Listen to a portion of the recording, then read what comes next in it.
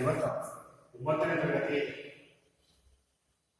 ತರಗತಿಗೆ ಪರೀಕ್ಷೆಯಲ್ಲಿ basket ball ಎಂಬ ಆಟವನ್ನು ಶುರು ಮಾಡೋಣ, ಪ್ರಾರಂಭ ಮಾಡೋಣ.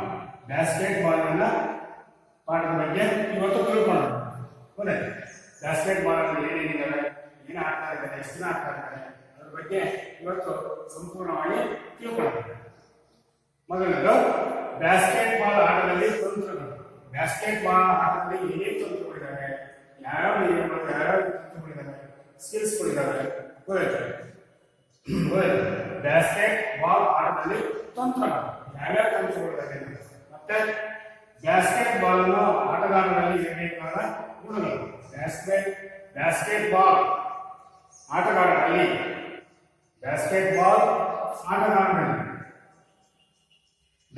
ಬಾಲ್ ಆಟಗಾರರಲ್ಲಿ ಇರಬೇಕಾದ ಗುಣಲಕ್ಷಣಗಳು. ಏನೇ ಗುಣಲಕ್ಷಣಗಳು, ಯಾರಿಗೆ ಬ್ಯಾಸ್ಕೆಟ್ ಬಾಲ್ ಆಟಗಾರರಿಗೆ ಏನೇ ಗುಣಲಕ್ಷಣ ಮತ್ತು ಬ್ಯಾಸ್ಕೆಟ್ ಬಾಲ್ ನಲ್ಲಿ ಯಾವ್ಯಾವ ಕ್ರೀಡಾ ಪ್ರಶಸ್ತಿಗಳಿದ್ದಾವೆ, ಕ್ರೀಡಾ ಪ್ರಶಸ್ತಿಗಳು ಯಾವ್ಯಾವ ಇದ್ದಾವೆ, ಯಾವ ಹ್ಯಾಂಡ್ಬಾಲ್ ಆಟದಲ್ಲಿ ಕ್ರೀಡಾ ಪ್ರಶಸ್ತಿಗಳು ಯಾವ್ಯಾವ ಎಂಬುದನ್ನು ತಿಳ್ಕೊಳ್ಳೋಣ. ಬ್ಯಾಸ್ಕೆಟ್ ಬಾಲ್ ಆಟದಲ್ಲಿ ತಂತ್ರಗಳು ಯಾವ್ಯಾವ ತಂತ್ರಗಳಿವೆ ಎಂಬುದರ ಬಗ್ಗೆ ತಿಳ್ಕೊಳ್ಳೋಣ. ನೋಡಿ, ಬ್ಯಾಸ್ಕೆಟ್ ಬಾಲ್ ಆಟವು ಕ್ರೀಡಾ ಕ್ಷೇತ್ರದಲ್ಲಿ ವಿಶೇಷವಾದಂತಹ ಆಟವಾಗಿದ್ದು ನಮ್ಮಲ್ಲಿ ತನ್ನದೇ ಆದಂತಹ ಮಹತ್ವದ ಸ್ಥಾನಮಾನವನ್ನು ಪಡೆಯುತ್ತದೆ. ನೋಡಿ, ಬ್ಯಾಸ್ಕೆಟ್ ಬಾಲ್ ಆಟವು ನಮ್ಮ ಕ್ರೀಡಾ ಕ್ಷೇತ್ರದಲ್ಲಿ ವಿಶೇಷವಾದ ಸ್ಥಾನಮಾನವನ್ನು ಹೊಂದಿರುವಂತಹ ಆಟವಾಗಿದೆ. ಯಾವುದು ಹ್ಯಾಂಡ್ಬಾಲ್ ವಿಶೇಷವಾದಂತಹ ಆಟವಾಗಿದ್ದು ನಮ್ಮಲ್ಲಿ ತನ್ನದೇ ಆದಂತಹ ಮಹತ್ವದ ಸ್ಥಾನಮಾನವನ್ನು ಪಡೆಯುತ್ತದೆ. ನೋಡಿ, ನಮ್ಮಲ್ಲಿ ತನ್ನದೇ ಆದಂತಹ ಮಹತ್ವದ ಸ್ಥಾನವನ್ನು ಪಡೆದುಕೊಂಡಿದೆ. ಯಾವ ಆಟ? ಬ್ಯಾಸ್ಕೆಟ್ ಬಾಲ್ ಆಟ ತನ್ನದೇ ಆದಂತಹ ಮಹತ್ವವನ್ನು ಪಡೆದುಕೊಂಡಿರುತ್ತದೆ. ಈ ಅಧ್ಯಾಯದಲ್ಲಿ, ಯಾವ ಅಧ್ಯಾಯದಲ್ಲಿ? ಬ್ಯಾಸ್ಕೆಟ್ ಬಾಲ್ ಆಟದ ಅಧ್ಯಾಯದಲ್ಲಿ ಈಗಾಗಲೇ ಇಂದಿನ ತರಗತಿಯಲ್ಲಿ ತಿಳ್ಕೊಂಡಿದ್ದೀರಿ. 8ನೇ ಕ್ಲಾಸ್ನಲ್ಲಿ ತಿಳ್ಕೊಂಡಿದ್ದೀರಿ. ಯಾವುದ್ರ ಬಗ್ಗೆ? ಬ್ಯಾಸ್ಕೆಟ್ ಬಾಲ್ ಆಟದ ಬಗ್ಗೆ ಇಂದಿನ ತರಗತಿಯಲ್ಲಿ ಅಂಶಗಳ ಜೊತೆಗೆ ತಿಳಿಯುವ ಹೆಚ್ಚಿನ ಮಾಹಿತಿಯನ್ನು ತಿಳಿಯೋಣ. ನೀವು ಇಂದಿನ ತರಗತಿಯಲ್ಲಿ ಬ್ಯಾಸ್ಕೆಟ್ ಬಾಲ್ ಆಟದ ಬಗ್ಗೆ ಕೆಲವು ಅಂಶಗಳನ್ನು ತಿಳ್ಕೊಂಡಿದ್ದೀರಿ. ಈಗ ಅದರ ಜೊತೆಗೆ ಈ ತರಗತಿಯಲ್ಲಿ ಕೆಲವು ಅಂಶಗಳನ್ನ ನಾವು ಬ್ಯಾಸ್ಕೆಟ್ ಬಾಲ್ ಆಟದ ಬಗ್ಗೆ ಅಂಶಗಳನ್ನು ತಿಳ್ಕೊಳ್ಳೋದು. ತಂತ್ರಗಳು, ಏನೇನು ತಂತ್ರಗಳಿದ್ದಾವೆ? ಬ್ಯಾಸ್ಕೆಟ್ ಬಾಲ್ ಆಟದಲ್ಲಿ ಏನೇನು ತಂತ್ರಗಳು? ಒಂದನೇದು ಆಕ್ರಮಣ ತಂತ್ರ.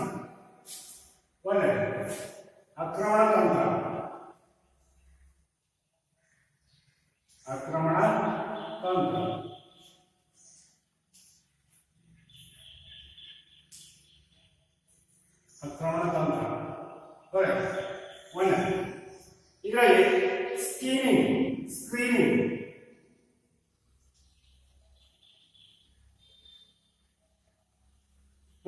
ಆಕ್ರಮಣ ತಂತ್ರದಲ್ಲಿ screening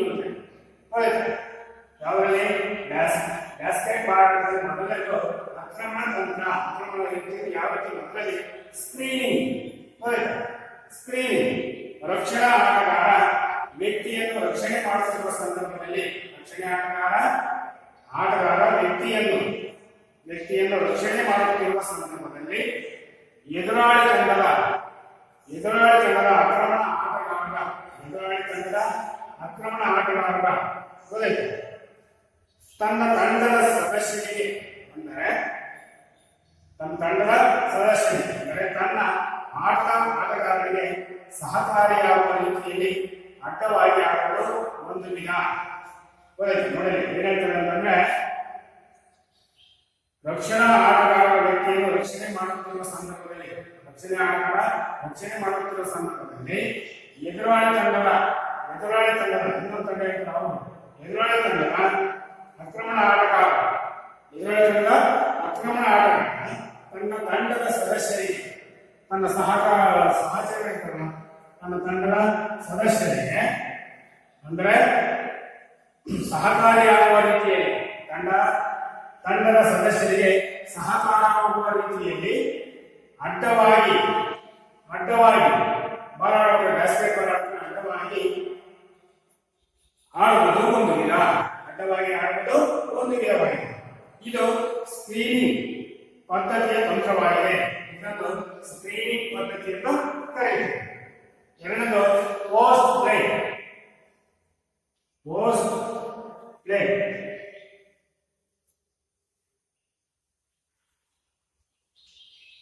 post play post play ಅಂದ್ರೆ ಎರಡನೇ ತಂತ್ರ ಪೋಸ್ಟ್ ಪ್ಲೇ. ನಿರ್ಬಂಧಿತ ಏರಿಯಾದ ಯಾರೂ ಇಲ್ಲದ ಸ್ಥಳದಲ್ಲಿ ಅಂಕಣದಲ್ಲಿ ನಿರ್ಬಂಧಿತ ಯಾರೂ ಇಲ್ಲದ ಸ್ಥಳ ಏರಿಯಾದ ಮೇಲ್ಭಾಗದಲ್ಲಿ ನಿಂತು ಯಾರೂ ಇಲ್ಲದ ಸ್ಥಳ ಮೇಲ್ಭಾಗದಲ್ಲಿ ನಿಂತು ಅಂಕಣದ ಬ್ಯಾಸ್ಕೆಟ್ ಬಾಲ್ ಆಟದ ಅಂಕಣದಲ್ಲಿ ಯಾರೂ ಇಲ್ಲದ ಸ್ಥಳದಲ್ಲಿ ದಿಬ್ಬದಲ್ಲಿ ನಿಂತು ಏರಿಯಾದ ಮೇಲ್ಭಾಗದಲ್ಲಿ ನಿಂತು ತನ್ನ ಆಟದ ಸದಸ್ಯರಿಗೆ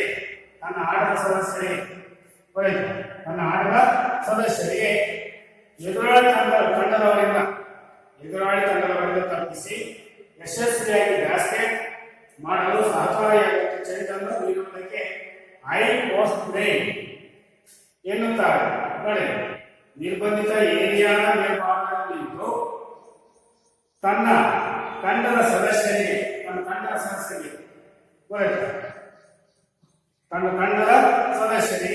ಎದುರಾಳಿ ತಂಡದವರು ಇನ್ನೊಂದು ತಂಡ ಅವರಿಂದ ತಪ್ಪಿಸಿ ಎದುರಾಳಿ ತಂಡವನ್ನು ಯಶಸ್ವಿಯಾಗಿ ಬ್ಯಾಸ್ಕೆಟ್ ಮಾಡಲು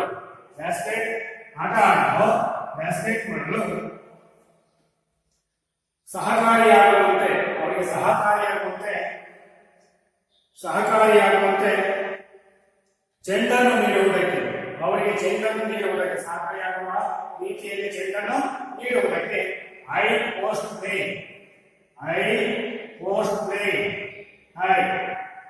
ಪ್ಲೇ ಎನ್ನುತ್ತಾರೆ. ಇದಕ್ಕೆ ಹೈ ಪೋಸ್ಟ್ ಪ್ಲೇ ನೀಡುತ್ತಾರೆ. ಯಾವುದಕ್ಕೆ? ನಿರ್ಬಂಧಿತ ಏರಿಯಾದ ಮೇಲ್ಭಾಗದಲ್ಲಿ ನಿಂತು ತನ್ನ ತಂಡದ ಆಟಗಾರ ಸದಸ್ಯರಿಗೆ ಎದುರಾಳಿ ತಂಡದವರಿಂದ ತಪ್ಪಿಸಿ ಯಶಸ್ವಿಯಾಗಿ ಬ್ಯಾಸ್ಕೆಟ್ ಮಾಡಲು ಸಹಕಾರಿಯಾಗುವಂತೆ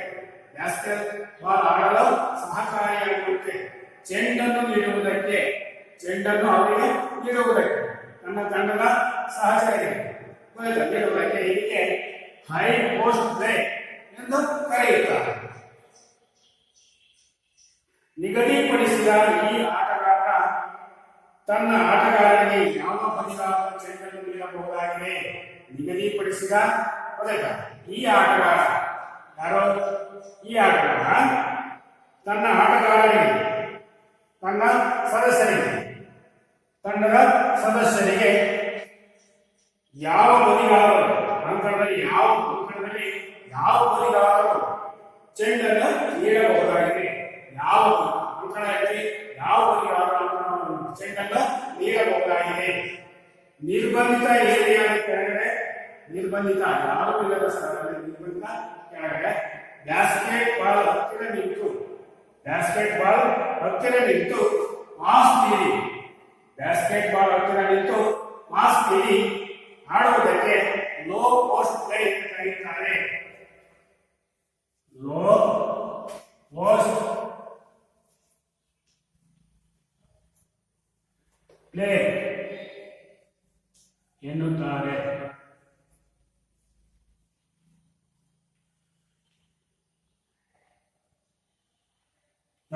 ಎನ್ನುತ್ತಾರೆ. ಯಾವುದಕ್ಕೆ? ನಿರ್ಬಂಧಿತ ಏರಿಯಾದ ಕೆಳಗಡೆ ಬ್ಯಾಸ್ಕೆಟ್ ಹತ್ತಿರ ನಿಂತು ಪಾಸ್ ನೀಡಿ ಆಡುವುದಕ್ಕೆ ಲೋ ಪೋಸ್ಟ್ ಪ್ಲೇ ಎಂದು ಕರೆಯುತ್ತಾರೆ. ಇದು ಯಶಸ್ವಿಯಾಗಿ ಬ್ಯಾಸ್ಕೆಟ್ ಬಾಲ್ ಆಡಲು ಸಹಕಾರಿಯಾಗುತ್ತದೆ.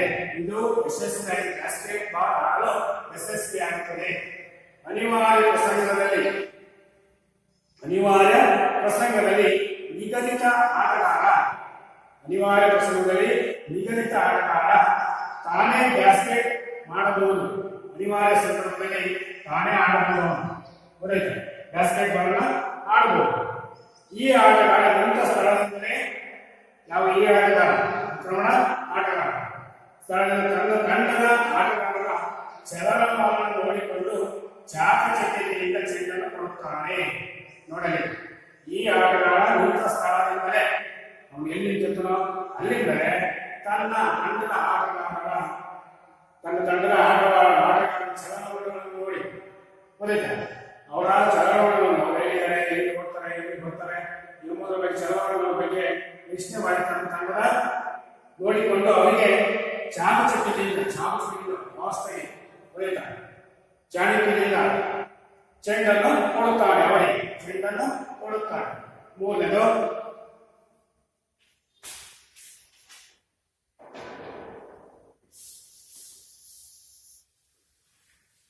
ತಂತ್ರ ಏನಪ್ಪ ಅಂತಂದ್ರೆ ಸಮತಂತ್ರಗಳಲ್ಲಿ ಮೂರನೇ fast break. Fast break. Fast break.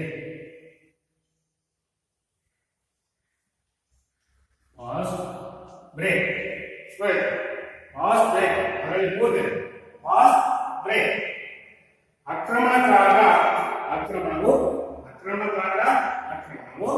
ವಿಫಲವಾದಾಗ ನೋಡಿ, ಆಕ್ರಮಣಕಾರರ ಆಕ್ರಮಣವು ವಿಫಲವಾದಾಗ ಒಂದು ಆಟ ವಿಫಲವಾದಾಗ ಆಕ್ರಮಣಕಾರರ ಆಕ್ರಮಣವು ವಿಫಲವಾದಾಗ ಅವರು ತಮ್ಮ ರಕ್ಷಣಾತ್ಮಕ ಸ್ಥಳದಲ್ಲಿ ಯಾವಾಗ ಆಕ್ರಮಣಕಾರರ ಆಕ್ರಮಣವು ವಿಫಲವಾದಾಗ ವಿಫಲವಾದಾಗ ಅವರು ತಮ್ಮ ರಕ್ಷಣಾತ್ಮಕ ಸ್ಥಳದಲ್ಲಿ ಅವರು ತಮ್ಮ ಎಲ್ಲೇ ನಿಂತಿರ್ತಾರೋ ಅಲ್ಲೇ ರಕ್ಷಣಾತ್ಮಕ ಸ್ಥಳದಲ್ಲಿ ಸೆಟ್ ಆಗುವ ಮುನ್ನ ಬ್ಯಾಸ್ಕೆಟ್ ಬಾಲವನ್ನು ವೇಗವಾಗಿ ಮುಂದೆ ಸಾಗಿಸುವುದಕ್ಕೆ ಫಾಸ್ಟ್ ಬ್ರೇಕ್ ಎಂದು ಕರೆಯುತ್ತಾರೆ. ನೋಡಿ, ಫಾಸ್ಟ್ ಬ್ರೇಕ್ ಯಾವುದಕ್ಕೆ? ಆಕ್ರಮಣಕಾರರ ಆಕ್ರಮಣವು ವಿಫಲವಾದಾಗ ಅವರು ತಮ್ಮ ರಕ್ಷಣಾತ್ಮಕ ಸ್ಥಳದಲ್ಲಿ ಸೆಟ್ ಆಗುವ ಮುನ್ನ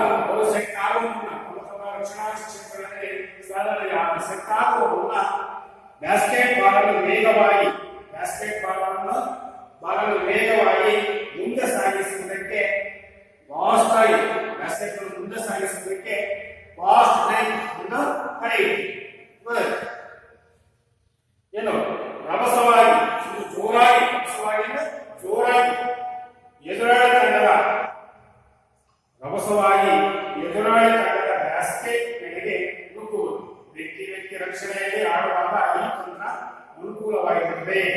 ನೋಡಿ, ರಭಸವಾಗಿ ಎದುರಾಳಿ ತಂಡದ ಬ್ಯಾಸ್ಕೆಟ್ ಕಡೆಗೆ ನುಗ್ಗುವುದು. ವ್ಯಕ್ತಿ ರಕ್ಷಣೆಯಲ್ಲಿ ಆಡುವಾಗ ಈ ತಂತ್ರ ಅನುಕೂಲವಾಗಿರುತ್ತದೆ. ಆ ತಂತ್ರ ಫಾಸ್ಟ್ ಬ್ರೇಕ್ ತಂತ್ರ ಅನುಕೂಲವಾಗುತ್ತದೆ. Basket ball. ಈಗ ಎರಡನೇ ರಕ್ಷಣಾತ್ಮಕ ತಂತ್ರಗಳು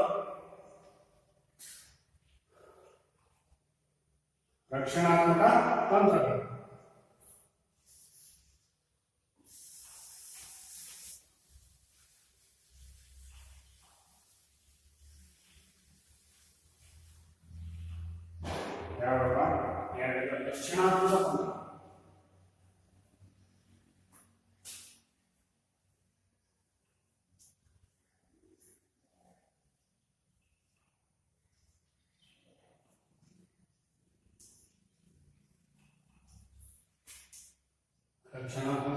ತಂತ್ರ. ಮೊದಲನೇದು ಆಕ್ರಮಣ ತಂತ್ರ, ಎರಡನೇದು ರಕ್ಷಣಾತ್ಮಕ ತಂತ್ರ. ಅದರಲ್ಲಿ ಒಂದನೇದು ವಲಯ ರಕ್ಷಣೆ.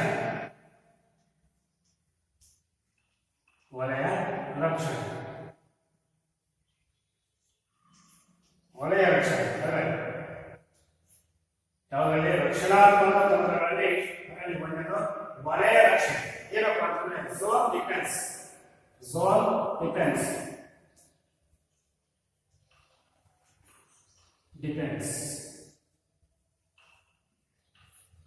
ಝೋನ್ ಡಿಫೆನ್ಸ್ ಯಾವುದು ವಲಯ ರಕ್ಷಣೆ. ಝೋನ್ ಅಂದ್ರೆ ವಲಯ. ವಲಯ ರಕ್ಷಣೆಯಲ್ಲಿ ಎದುರಾಳಿಗಳನ್ನು ವಿಭಾಗಿಸಿ ಹಿಂಬಾಲಿಸುವ ಬದಲು ಚೆಂಡನ್ನು ಆಡುವ ಕಡೆಗೆ ಹೆಚ್ಚಿನ ಗಮನ ಹರಿಸುತ್ತಾರೆ. ನೋಡಿ ಏನ್ ಹೇಳ್ಬೇಕು ಅಂತಂದ್ರೆ ವಲಯ ರಕ್ಷಣೆಯಲ್ಲಿ ಝೋನ್ ರಕ್ಷಣೆಯಲ್ಲಿ ತಮ್ಮ ಎದುರಾಳಿಗಳನ್ನು ಹಿಂಬಾಲಿಸುವ ಬದಲು ಅವರ ಹಿಂದುಗಡೆ ಹೋಗುವ ಬದಲು ಹಿಂಬಾಲಿಸುವ ಬದಲು ಚೆಂಡನ್ನು ಆಡುವ ಕಡೆಗೆ ಹೆಚ್ಚಿನ ಗಮನ ಹರಿಸುತ್ತಾರೆ. ಚೆಂಡು ಆಡುವ ಕಡೆಗೆ ಹೆಚ್ಚಿನ ಗಮನವನ್ನು ಹರಿಸುತ್ತಾರೆ. ಪ್ರತಿಯೊಬ್ಬ ರಕ್ಷಣಾ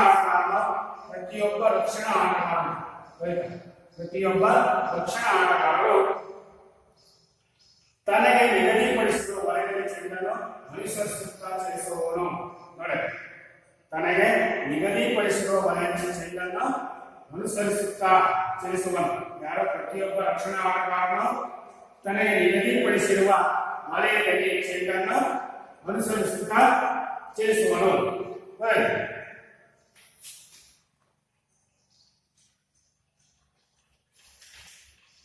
ನೋಡಿ, ವಲಯ ರಕ್ಷಣೆಯ ವಿಧಗಳು ಯಾವ್ಯಾವ ಚಿತ್ರದಲ್ಲಿ ನೋಡಿ. ವಲಯ ರಕ್ಷಣೆಯ ವಿಧಗಳು ಮತ್ತು ಇದರಲ್ಲಿ ಎರಡನೇದು ಅದರಲ್ಲಿ ರಕ್ಷಣಾತ್ಮಕ ತಂತ್ರಗಳಲ್ಲಿ ವ್ಯಕ್ತಿ ರಕ್ಷಣೆ. ವ್ಯಕ್ತಿ ರಕ್ಷಣೆ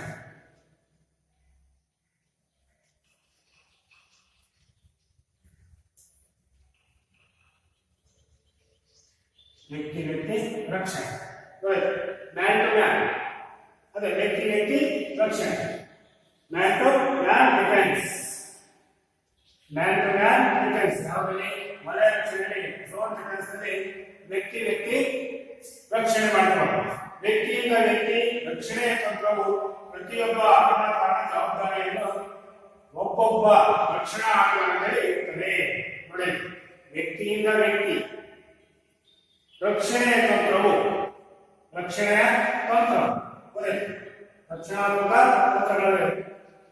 ವ್ಯಕ್ತಿಯಿಂದ ವ್ಯಕ್ತಿ ರಕ್ಷಣೆಯ ತಂತ್ರವು ಪ್ರತಿಯೊಬ್ಬ ಆಕ್ರಮಣಕಾರನ ಜವಾಬ್ದಾರಿಯನ್ನು ಒಬ್ಬೊಬ್ಬ ರಕ್ಷಣಾ ಆಟಗಾರನ ಮೇಲೆ ಇರುತ್ತದೆ. ಒಬ್ಬೊಬ್ಬ ಆಟಗಾರನ ಮೇಲೆ ರಕ್ಷಣಾ ಆಟಗಾರನ ಮೇಲೆ ಈ ಜವಾಬ್ದಾರಿ ಇರುತ್ತದೆ. ಇದರಿಂದ ಆತನ ವೈಯಕ್ತಿಕ ರಕ್ಷಣಾ ಸಾಮರ್ಥ್ಯ ಹೆಚ್ಚುತ್ತದೆ. ಯಾವುದರಿಂದ? ಇದರಿಂದ ಆತನ ವೈಯಕ್ತಿಕ ರಕ್ಷಣಾ ಸಾಮರ್ಥ್ಯ ಹೆಚ್ಚುತ್ತದೆ. ಒಬ್ಬೊಬ್ಬ ಆಟಗಾರನಿಗೆ ಇದರಲ್ಲಿ ಸಂಪೂರ್ಣ ಅಂಕಣ ಒತ್ತಡ ಮತ್ತು ಅರ್ಧ ಅಂಕಣ ಒತ್ತಡ ಎಂದು ಎರಡು ವಿಧಾನಗಳಿವೆ. ಇದರಲ್ಲಿ ಎರಡು ವಿಧಾನಗಳಿವೆ. ಸಂಪೂರ್ಣ ಅಂಕಣ ಒತ್ತಡ ಮತ್ತು ಅರ್ಧ ಅಂಕಣ ಒತ್ತಡ ಎಂದು ಎರಡು ವಿಧಾನಗಳಿವೆ. ನೋಡಿ, ಇದರಲ್ಲಿ ಸಂಪೂರ್ಣ ಅಂಕಣ ಬ್ಯಾಸ್ಕೆಟ್ ಬಾಲ್ ಆಟಗಳು ಸಂಪೂರ್ಣ ಅಂಕಣ ಒಂದು ಮತ್ತು ಅರ್ಧ ಅಂಕಣ ಒತ್ತಡ ಎಂದು ಎರಡು ವಿಧಾನಗಳಿವೆ. ಇದರಲ್ಲಿ ಆಯ್ಕೆ ಮಾಡಿಕೊಂಡ ಆಕ್ರಮಣಕಾರರನ್ನು ಆಟ ಮುಗಿಯುವವರೆಗೆ ಬ್ಯಾಸ್ಕೆಟ್ ಮಾಡದ ರೀತಿಯಲ್ಲಿ ತಡೆಯಬೇಕಾಗುತ್ತದೆ. ಇದರಲ್ಲಿ ಆಯ್ಕೆ ಮಾಡಿಕೊಂಡ ಆಕ್ರಮಣಕಾರರನ್ನು ಈ ವಾರ್ಡ್ನಲ್ಲಿ ಆಕ್ರಮಣಕಾರರನ್ನು ಆಯ್ಕೆ ಮಾಡಿಕೊಂಡ ಆಟಗಾರರು ಆಟ ಮುಗಿಯುವವರೆಗೆ ಬ್ಯಾಸ್ಕೆಟ್ ಮಾಡದ ರೀತಿಯಲ್ಲಿ ತಡೆಯಬೇಕಾಗುತ್ತದೆ. ಆಟ ಮುಗಿಯುವವರೆಗೂ ಬ್ಯಾಸ್ಕೆಟ್ ಮಾಡದ ರೀತಿಯಲ್ಲಿ ತಡೆಯಬೇಕಾಗುತ್ತದೆ. ಆಮೇಲೆ ಆಟಗಾರರಿಗೆ ಯಾವುದೇ ಕ್ಷೇತ್ರವಾಗಿ ಆಟಗಾರರಿಗೆ ಯಾವುದೇ ಕ್ಷೇತ್ರ ಸ್ಥಾನದಿಂದ ಆಟವಾಡಲು ಅನುಮತಿ ಇದೆ. ಆದರೂ ಸಾಮಾನ್ಯವಾಗಿ ಅನಿಸಿರುವ ತಂತ್ರಗಳು ಇವಾಗಿದೆ. ಆಟಗಾರರಿಗೆ ಯಾವುದೇ ಕ್ಷೇತ್ರದಿಂದ ಅಂಕಗಳಲ್ಲಿ ಯಾವುದೇ ಕ್ಷೇತ್ರವಾಗಿ ಸ್ಥಾನದಿಂದ ಆಟವಾಡಲು ಅನುಮತಿ ಇದೆ, ಆಡಲು ಅವಕಾಶ ಇದೆ. ಆದರೂ ಸಾಮಾನ್ಯವಾಗಿ ಅನುಸರಿಸುವ ತಂತ್ರಗಳು ಇವಾಗಿವೆ.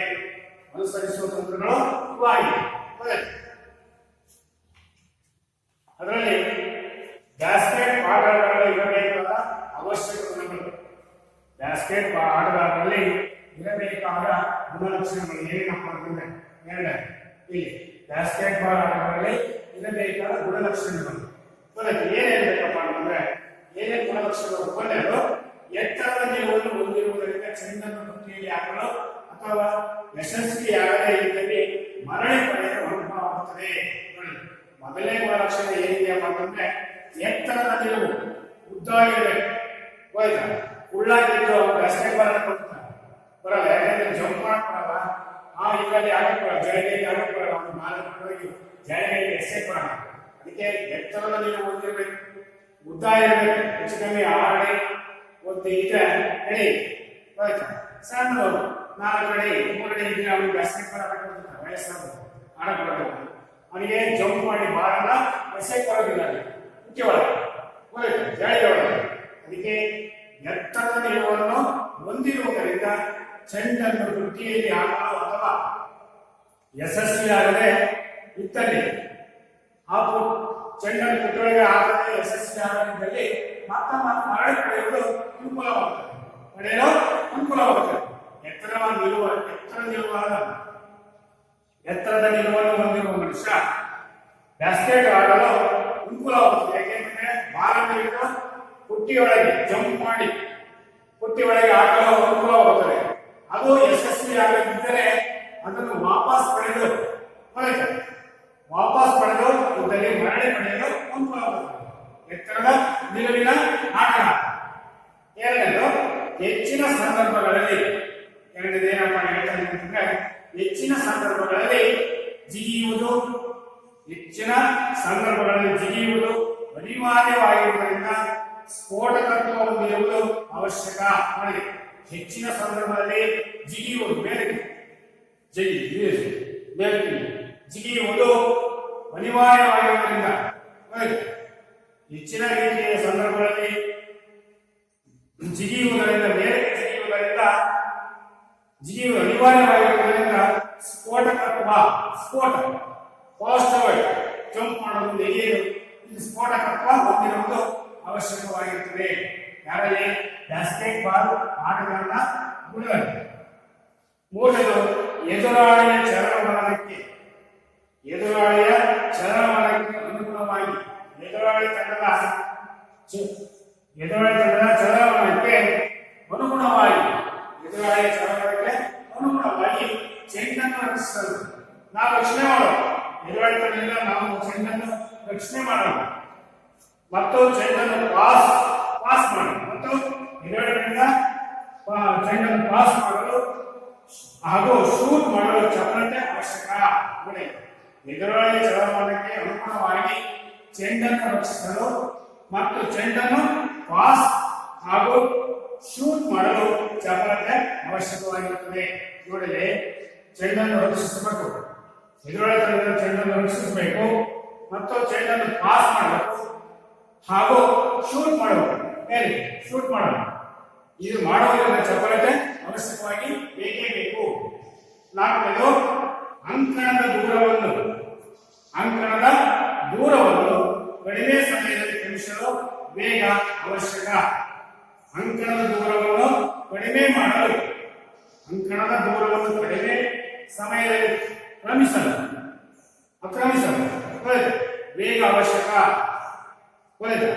ವೇಗ ಇರಬೇಕು. ಯಾರಲ್ಲಿ? ಬ್ಯಾಸ್ಕೆಟ್ ಬಾಲ್ ಆಟಗಾರರಲ್ಲಿ ವೇಗ ಜಾಸ್ತಿ ಇರಬೇಕು. ಫಾಸ್ಟ್ ಓಡೋದು. ಅಂಕಣದ ದೂರವನ್ನು ಕಡಿಮೆ ಮಾಡ್ಕೊಳ್ಳೋಕೆ, ಅಂಕಣದ ದೂರವನ್ನು ಮನೆವರೆಗೂ ಬಂದಿಲ್ಲ, ಇಲ್ಲೇ ಅಂಕಣದ ದೂರವನ್ನು ಕಡಿಮೆ ಸಮಯದಲ್ಲಿ ಕ್ರಮಿಸಲು ವೇಗ ಅವಶ್ಯಕವಾಗಿ ಬೇಕೇ ಬೇಕು. ವೇಗವಾಗಿ ಓಡ್ತದೆ. ಐದನೇದು ಚೆಂಡನ್ನು ಪಾಸ್ ಪಡೆಯಲು, ಯಾವ್ದಾದ್ರು ಬ್ಯಾಸ್ಕೆಟ್ ಬಾಲ್ ಚೆಂಡನ್ನು ಪಾಸ್ ಪಡೆಯಲು ಏನ್ ಮಾಡಬೇಕಪ್ಪ ಅಂತಂದ್ರೆ ಹಾಗೂ ನೀಡಲು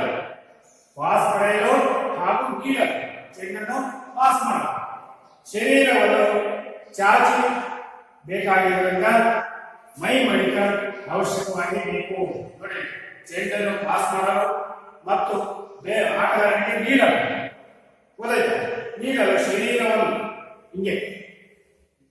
ಶರೀರವನ್ನು ಚಾಚಬೇಕಾಗಿರುವುದರಿಂದ ಮೈ ಮಡಿಕ ಅವಶ್ಯಕ. ನಾವು ಬಾಲನ್ನು ನಮ್ಮ ಆಟಗಾರನಿಗೆ ಕೊಡುವುದಿಲ್ಲ, ಮೈ ಮಡಿಕ ಅವಶ್ಯಕವಾಗಿ ಬೇಕು. ಆದರೂ ಚೆಂಡನ್ನು ಪುಟ್ಟಿಯೊಳಗೆ ಯಶಸ್ವಿಯಾಗಿ ತೂರಿ ಅಂಕ ಗಳಿಸಲು ಕಣ್ಣು ಹಾಗೂ ಕೈಗಳ ಸಂಯೋಜನೆ ಅವಶ್ಯಕ. ಚೆಂಡನ್ನು ಪುಟ್ಟಿಯೊಳಗೆ ಯಶಸ್ವಿಯಾಗಿ ಕೂಡಿ ಚೆಂಡನ್ನು ಪುಟ್ಟಿಯೊಳಗೆ ಯಶಸ್ವಿಯಾಗಿ ಕೂರಿಸಿ ಅಂಕ ಗಳಿಸಲು ಕಣ್ಣು ಹಾಗೂ ಕೈಗಳ ಸಂಯೋಜನೆ ಅವಶ್ಯಕ. ನಮ್ಮ ಕಣ್ಣುಗಳು ಮತ್ತು ಕೈಗಳು ಅವುಗಳ ಸಂಯೋಜನೆ ಅವಶ್ಯಕವಾಗಿ ಬೇಕೇ ಬೇಕು. ಯಾವ ತರ ಚೆಂಡನ್ನು ಪುಟ್ಟಿಯೊಳಗೆ ಯಶಸ್ವಿಯಾಗಿ ಆಗಿ ಅಂಕವನ್ನು ಪಡೆಯಲು ನಮ್ಮ ಕಣ್ಣು ಕೈಗಳು ಬಹಳ ಸಂಯೋಜನೆ ಅವಶ್ಯಕವಾಗಿರುತ್ತದೆ. ಏಳನೇದು, ಯಶಸ್ವಿಯಾಗಿ ಚೆಂಡನ್ನು ಪುಟ್ಟಿಯೊಳಗೆ ಹಾಕಿ ಅಂಕ ಗಳಿಸಲು ನಿಖರತೆ ಅವಶ್ಯಕ. ಯಶಸ್ವಿಯಾಗಿ ಚೆಂಡನ್ನು ಪುಟ್ಟಿಯೊಳಗೆ ಹಾಕಿ ಅಂಕ ಗಳಿಸಲು ನಿಖರತೆ ಅವಶ್ಯಕ. ಯಶಸ್ವಿಯಾಗಿ ಚೆಂಡನ್ನು ಪುಟ್ಟಿಯೊಳಗೆ ಹಾಕಿ ಅಂಕ ಪಡೆಯಲು ನಿಖರತೆ ಅವಶ್ಯಕವಾಗಿ ಬೇಕೇ ಬೇಕು. ಬ್ಯಾಸ್ಕೆಟ್ ಬಾಲ್ ಆಟದಲ್ಲಿ ಪ್ರಶಸ್ತಿಗಳು ಮತ್ತು ಪಂದ್ಯಾಟಗಳು. ಯಾವ್ಯಾವ ಪ್ರಶಸ್ತಿಗಳಿವೆ? ಪಂದ್ಯಾಟಗಳು. ಯಾವುದರಲ್ಲಿ ಕ್ರೀಡಾ ಪ್ರಶಸ್ತಿಗಳು ಯಾವ್ಯಾವ? ಬ್ಯಾಸ್ಕೆಟ್ ಬಾಲ್ ನಲ್ಲಿ ಕ್ರೀಡಾ ಪ್ರಶಸ್ತಿಗಳು ಮತ್ತು ಪಂದ್ಯಾಟಗಳು ಯಾವ್ಯಾವ ಪಂದ್ಯಾಟಗಳು ಎಂಬುದನ್ನು ತಿಳ್ಕೊಳ್ಳೋಣ. ರಾಷ್ಟ್ರೀಯ ಮತ್ತು ಅಂತಾರಾಷ್ಟ್ರೀಯ. ರಾಷ್ಟ್ರೀಯ ಮತ್ತು ಅಂತಾರಾಷ್ಟ್ರೀಯ.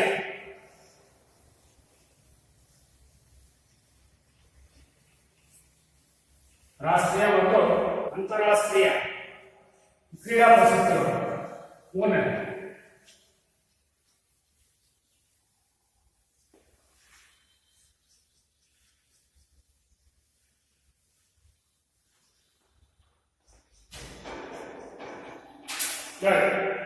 ಬ್ಯಾಸ್ಕೆಟ್ ಬಾಲ್ ಆಟದಲ್ಲಿ ಪ್ರಶಸ್ತಿಗಳು ಮತ್ತು ಪಂದ್ಯಾಟಗಳು. ಬ್ಯಾಸ್ಕೆಟ್ ಬಾಲ್ ಅಲ್ಲಿ ಪ್ರಶಸ್ತಿಗಳು ಯಾವ್ಯಾವಿವೆ, ಆಮೇಲೆ ಪಂದ್ಯಾಟಗಳು ಯಾವ್ಯಾವಿವೆ. ರಾಷ್ಟ್ರೀಯ ಮತ್ತು ಅಂತಾರಾಷ್ಟ್ರೀಯ ಮಟ್ಟದಲ್ಲಿ ಗಣನೀಯ ಸಾಧನೆಯಿಂದ ಬ್ಯಾಸ್ಕೆಟ್ ಬಾಲ್ ಆಟಗಾರರಿಗೆ ಭಾರತ ಸರ್ಕಾರವು ಅರ್ಜುನ ಪ್ರಶಸ್ತಿಯನ್ನು ನೀಡಿ ಗೌರವಿಸುತ್ತದೆ. ನೋಡಿ, ಅರ್ಜುನ ಪ್ರಶಸ್ತಿಯನ್ನು ನೀಡ್ತಾ ಇದೆ. ಯಾರಿಗೆ? ರಾಷ್ಟ್ರೀಯ ಮತ್ತು ಅಂತಾರಾಷ್ಟ್ರೀಯ ಮಟ್ಟದಲ್ಲಿ ಗಣನೀಯ ಸಾಧನೆಗಳಿಂದ, ರಾಷ್ಟ್ರೀಯ ಮತ್ತು ಅಂತಾರಾಷ್ಟ್ರೀಯ ಮಟ್ಟದಲ್ಲಿ ಗಣನೀಯವಾಗಿ ಸಾಧನೆಗಳಿಂದ ಬ್ಯಾಸ್ಕೆಟ್ ಬಾಲ್ ಆಟಗಾರರಿಗೆ ನಮ್ಮ ಭಾರತ ಸರ್ಕಾರ ಏನ್ ಮಾಡಬೇಕು ಅಂತಂದ್ರೆ ಅರ್ಜುನ ಪ್ರಶಸ್ತಿ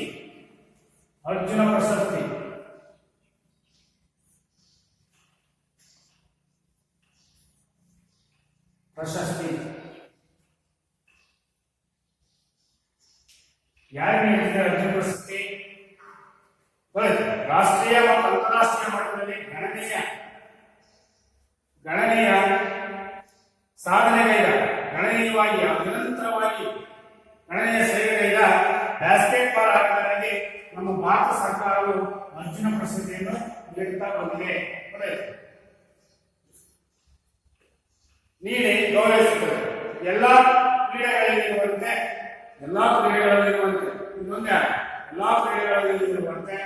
ಬ್ಯಾಸ್ಕೆಟ್ ಬಾಲ್ನಲ್ಲಿಯೂ ಅತ್ಯುತ್ತಮ ಕಾಣಿಕೆ ನೀಡಿದವರಿಗೆ ರಾಜೀವ್ ಗಾಂಧಿ ಖೇಲ್ ರತ್ನ ಗೌರವ ಲಭಿಸಿದೆ. ನೋಡಿ, ಎಲ್ಲಾ ಕ್ರೀಡೆಗಳಲ್ಲಿರುವಂತೆ ಬ್ಯಾಸ್ಕೆಟ್ ಬಾಲ್ನಲ್ಲಿ ಅತ್ಯುತ್ತಮ ಕಾಣಿಕೆ ನೀಡಿದವರಿಗೆ, ಅತ್ಯುತ್ತಮ ಆಟ ಆಡಿದವರಿಗೆ, ಕಾಣಿಕೆ ಅಂದರೆ ಆಟವನ್ನು ಆಡಿ ನಮ್ಮ ದೇಶಕ್ಕೆ ಹೆಸರು ಪಟ್ಟವರಿಗೆ, ಅತ್ಯುತ್ತಮ ಕಾಣಿಕೆ ನೀಡಿದವರಿಗೆ ಏನ್ ಮಾಡ್ತಪ್ಪ ಅಂತ ನಮ್ಮ ಭಾರತ ಸರ್ಕಾರ ರಾಜೀವ್ ಗಾಂಧಿ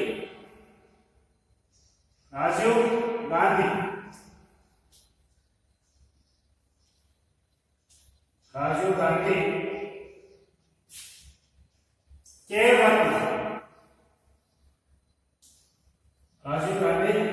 ರತ್ನ ಗೌರವ ಲಭಿಸುತ್ತದೆ ಪ್ರಶಸ್ತಿ. ಯಾರಿಗೆ?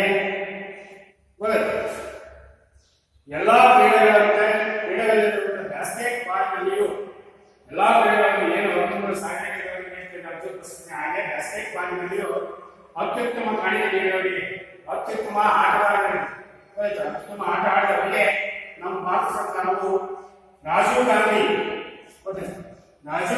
ಗಾಂಧಿ ಖೇಲ್ ರತ್ನ ಗೌರವ ಲಭಿಸುತ್ತದೆ.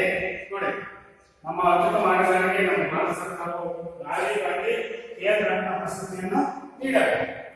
ಕರ್ನಾಟಕ ಸರ್ಕಾರವು ರಾಜ್ಯದ ಯಶಸ್ವಿ ಕ್ರೀಡಾಪಟುಗಳಿಗೆ ಏಕಲವ್ಯ ಪ್ರಶಸ್ತಿಯಲ್ಲಿ ಗೌರವಿಸುತ್ತದೆ.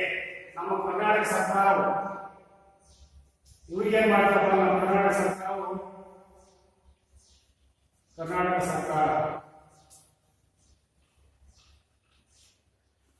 ಸರ್ಕಾರವು ನಮ್ಮ ರಾಜ್ಯದ ಯಶಸ್ವಿ ಕ್ರೀಡಾಪಟುಗಳಿಗೆ ಕರ್ನಾಟಕ ರಾಜ್ಯದ ಕ್ರೀಡಾಪಟುಗಳಿಗೆ ಯಶಸ್ವಿ ಕ್ರೀಡಾಪಟುಗಳಿಗೆ ಏ ಪ್ರಶಸ್ತಿ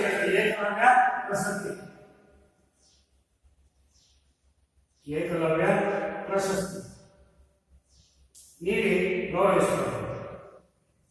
ಇದು ದೇಶದಲ್ಲಿ ಆಯಿತು, ನಮ್ಮ ಭಾರತ ದೇಶದಲ್ಲಿ ನೀಡುವ ಪ್ರಶಸ್ತಿ. ಇದು ನಮ್ಮ ರಾಜ್ಯದಲ್ಲಿ ಕರ್ನಾಟಕ ಸರ್ಕಾರ ಏನ್ ಮಾಡ್ತಾರೆ, ಯಶಸ್ವಿಯಾಗಿ ಆಡಿದ ನಮ್ಮ ರಾಜ್ಯದ ಆಟಗಾರರು ಯಶಸ್ವಿಯಾದ ಆಟಗಾರರಿಗೆ ಏಕಲವ್ಯ ಪ್ರಶಸ್ತಿಯನ್ನು ನೀಡಿ ಗೌರವಿಸುತ್ತದೆ. ಬ್ಯಾಸ್ಕೆಟ್ ಬಾಲ್ ಆಟದಲ್ಲಿ ಪ್ರಸಿದ್ಧ ಪಂದ್ಯಾಟಗಳು ಈ ಕೆಳಗಿನ ನೋಡಿ. ಬ್ಯಾಸ್ಕೆಟ್ ಬಾಲ್ ಆಟದಲ್ಲಿ ಈ ಕೆಳಗಿನ ಇವೆ ಪ್ರಸಿದ್ಧ ಪಂದ್ಯಾಟಗಳು. ಯಾವ್ಯಾವ ಪ್ರಸಿದ್ಧ ಪಂದ್ಯಾಟಗಳು? ಒಂದನೇದು FIBA FIBA basket ball world cup. ಒಂದನೇದು ಬ್ಯಾಸ್ಕೆಟ್ ಬಾಲ್ ವರ್ಲ್ಡ್ ಕಪ್ ಇದೆ, ಫೀಬಾ ವರ್ಲ್ಡ್ ಕಪ್. ಮತ್ತು ಎರಡನೇದು FIBA ಫೀಬಾ ಮಹಿಳೆಯರ ವರ್ಲ್ಡ್ ಕಪ್ ಇದೆ, ಚಾಂಪಿಯನ್ಶಿಪ್ ಕಪ್ ಇದೆ. ಮಹಿಳೆಯರ ವರ್ಲ್ಡ್ ಕಪ್ ಚಾಂಪಿಯನ್ಶಿಪ್ ಪಂದ್ಯಾಟ ಇದೆ. ಆಮೇಲೆ ಮೂರನೇದು ಒಲಿಂಪಿಕ್ ಬ್ಯಾಸ್ಕೆಟ್ ಬಾಲ್ ಪಂದ್ಯಾವಳಿ ಇದೆ. ಯಾವ್ಯಾವ ಆಟಗಳನ್ನು ನೋಡ್ಕೊಳ್ಳಿ. ಒಲಿಂಪಿಕ್ ಬ್ಯಾಸ್ಕೆಟ್ ಬಾಲ್ ಪಂದ್ಯಾವಳಿ ಇದೆ. ಆಮೇಲೆ 19 ವಯೋಮಿತಿಯವರ ವಿಶ್ವ ಪಂದ್ಯಾವಳಿ ಇದೆ. 19 ವರ್ಷದ ಒಳಗಿನ ಆಟಗಾರರ ವಿಶ್ವ ಪಂದ್ಯಾವಳಿ ಇದೆ. ಆಮೇಲೆ 17 ವಯೋಮಿತಿ ಇರುವ ವಿಶ್ವ ಪಂದ್ಯಾವಳಿ ಇದೆ. 17 ವಯಸ್ಸಿರುವ ವಿಶ್ವ ಪಂದ್ಯಾವಳಿ ನಡೆಸ್ತಾರೆ. ಮತ್ತು ಕಾಂಟಿನೆಂಟಲ್ ಕಪ್ಗಳಿವೆ. ಪುರುಷ ಮತ್ತು ಮಹಿಳೆಯರ ಸೀನಿಯರ್ ಬ್ಯಾಸ್ಕೆಟ್ ಬಾಲ್ ಪಂದ್ಯಾವಳಿ ರಾಷ್ಟ್ರ ಮಟ್ಟದಲ್ಲಿ. ಪುರುಷ ಮತ್ತು ಮಹಿಳೆಯರ ಸೀನಿಯರ್ ಜೂನಿಯರ್ ಅಂತ ಮಾಡಿರ್ತಾರೆ. ಜೂನಿಯರ್ ಕಡಿಮೆ ವಯಸ್ಸಿನವರು, ಸೀನಿಯರ್ ಜಾಸ್ತಿ ವಯಸ್ಸಿನ. ಪುರುಷ ಮತ್ತು ಮಹಿಳೆಯರ ಸೀನಿಯರ್ ಬ್ಯಾಸ್ಕೆಟ್ ಬಾಲ್ ಪಂದ್ಯಾವಳಿ ರಾಷ್ಟ್ರ ಮಟ್ಟದಲ್ಲಿ ನಡೆಸ್ತಾರೆ. ಹುಡುಗ ಮತ್ತು ಹುಡುಗಿಯರ ಜೂನಿಯರ್ ರಾಷ್ಟ್ರೀಯ ಬ್ಯಾಸ್ಕೆಟ್ ಬಾಲ್ ಪಂದ್ಯಾವಳಿ. ಹುಡುಗ ಮತ್ತು ಹುಡುಗಿಯರ ಜೂನಿಯರ್ ಬ್ಯಾಸ್ಕೆಟ್ ಬಾಲ್ ಆಟವನ್ನು ಆಡಿಸ್ತಾರೆ. ಹುಡುಗ ಮತ್ತು ಹುಡುಗಿಯರ 36 ಯುವ ರಾಷ್ಟ್ರೀಯ ಬ್ಯಾಸ್ಕೆಟ್ ಬಾಲ್ ಪಂದ್ಯಾವಳಿ ಇದೆ. ಹುಡುಗ ಮತ್ತು ಹುಡುಗಿಯರ 16 ಯುವ ರಾಷ್ಟ್ರೀಯ ಬ್ಯಾಸ್ಕೆಟ್ ಬಾಲ್ ಪಂದ್ಯಾವಳಿಯನ್ನು